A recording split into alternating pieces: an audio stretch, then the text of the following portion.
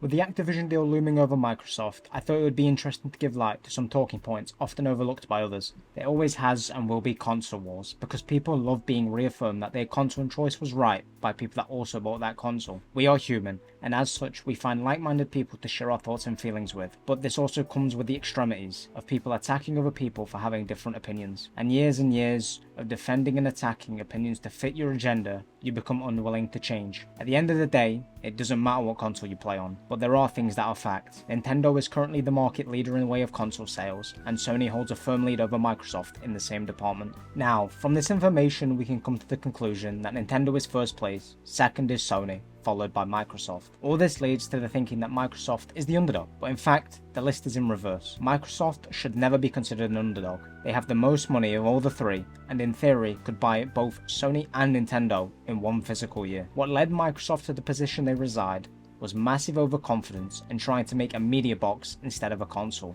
while their main competitor Sony pounced at the opportunity to take their spot at the top. It was never decided by mass investment by Sony to buy the games industry, something Microsoft is currently trying to do. And if you don't think so, then let me say this: Game Pass loses unfathomable amounts of money every month while staying at £11 a month. If this was any other company, Game Pass would have been shut down 2 months after its release, but because it's Microsoft, they can cover the cost. Game Pass was the only chance Microsoft had at being competitive after the massive blunder that was the Xbox One launch, and without it, we may be in a world where Xbox is no longer a thing. So I'm grateful for Game Pass for saving Xbox and leading to greater competition. But to neglect the hypothetical future where Microsoft stands atop the food chain, solely based off of offering something that is unfeasible to maintain for any of its competitors, is naive. My idea of a healthy games industry is one where console manufacturers have their own fair share of in-studio console exclusives, while fighting for independent developers to make exclusives for their respective consoles. In this world, console manufacturers would be in mass bidding wars for games they think would either be big for their platform or games they think would appeal to their current player base. All this leading to independent developers wanting to create new and never seen before games for gamers and publishers. When publishers and console makers fight for consumers with lower prices and better services, the whole industry wins. But sadly, we're nowhere close to this being a reality. The FTC versus Microsoft case has unearthed some very interesting things about Xbox, like how they wanted to buy both Sega and Square Enix. Funny thing is,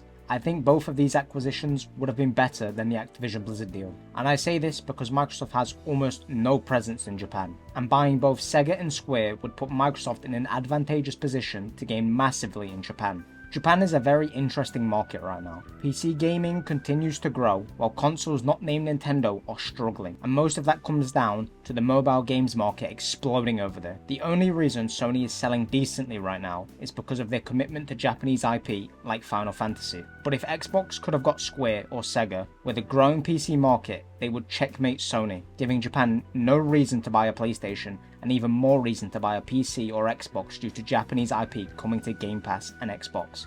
Another thing the FTC case has brought to light is if Nintendo is a competitor to Microsoft or not. And while I think Nintendo is a competitor to Microsoft, there is definitely a conversation to be had on the topic. Nintendo's current console isn't a home console, it's a hybrid device set to either play games at home or on the go. And if that's what it's defined as, then its competition is more in line with the Steam Deck or ROG Ally, instead of Microsoft, who makes home consoles. Microsoft's counterpoint to this was a system like the Switch has a very broad audience, and having the ability to play games on the go is a massive win for some people, especially those who have to commute to work, all coming to the conclusion that if your preferred time to play games is on the way to work, why would you choose to buy an Xbox over a Switch? And you just have to agree with them. Why spend more money on another console if the only thing that console does is play your current games at better frame rates and resolutions? A funny thing the FTC didn't bring up that would have helped their case on Nintendo not being a competitor is Microsoft's own words about Nintendo and Sony not being their main competition. They have said the only people they see as competition are Amazon or Apple. And their words hold some weight. Sony and Nintendo don't have anywhere near the spending capacity of Microsoft, and they don't have the luxury that Microsoft has of being able to spend a lot of money on products that have really good long-term gains. The truth is, if Microsoft has a really good idea that loses a lot of money but was really consumer friendly and its long-term gains was mass conversion of users, the other console manufacturers would be panicking. I feel a price change is coming to Game Pass, and I don't mean a small one. I'm talking about one that would see the price double or even triple, and even then I don't know if that price would make it feasible. There are two main factors to when this price will be implemented. One is the amount of quality games they have day one and how many are on the way, and the other factor will be where does Microsoft sit between Sony and Nintendo. because there is no doubt in my mind that if Xbox ever gets back to that prized first place position again, you would see Game Pass get hiked up in price, seeing that title of best deal in gaming disappear overnight.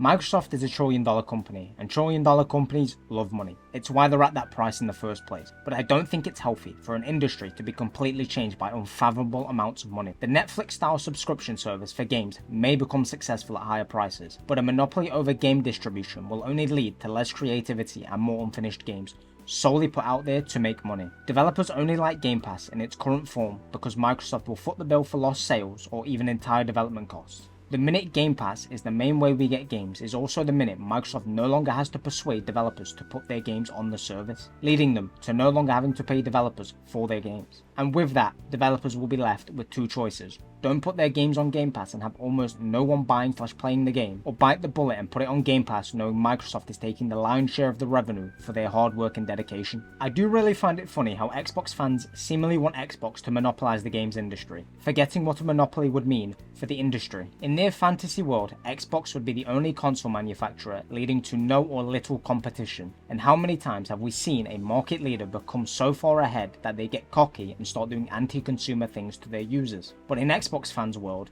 Xbox would never. It's not like Xbox own Matt Booty had an email leaked where he said they could spend Sony out of the business if they wanted to. Man, how much more evidence do we need to know that if Xbox had the power to control the games industry, they would tomorrow? And even more evidence for this is Microsoft, Xbox parent company, has monopolized the PC market with Windows and tried hampering competition 30 years ago, where they were then stopped by the US government. There is a saying I like that goes like this: if you want to know someone's future behavior, then look at their past behaviors. And if we look at Microsoft's past behaviors, it will tell us if they get the opportunity to, they will monopolize the games industry. I know I'm sounding crazy, but I don't like the idea of a mega corporation owning everything, because mega corporations don't care about the consumer unless they're spending money on them. Xbox is in a position where they are losing, and in response, they decided to mass acquire game studios to bolster their talent and IP, to the point that allowing them to continue could lead to them having too much power over the industry as a whole, dictating whether or not a massive IP they own becomes exclusive to one platform, causing massive changes in the industry. One company should not hold the power to completely alter an entire industry, especially not a company that has vested interest in whether or not a competitor succeeds or not. Xbox is a weird company, one who acts like they're small fry in a bigger sea, yet they are the bigger sea. Game Pass in its current form is an incredible deal for consumers, but I'm not going to dismiss the actions of Microsoft based off them offering me a good deal. It's time we see Microsoft for what they are, a massive company that is using its money to strong arm its way to domination. Companies should fight for my money, not buy everything so I have to spend money on them. But hey, if they do end up owning everything, what am I going to do? I have no say on the matter. And let's be real, we're still going to be playing games no matter what happens to the industry as a whole. So, let's just hope it never gets to that, because I don't want to live in a world where it does.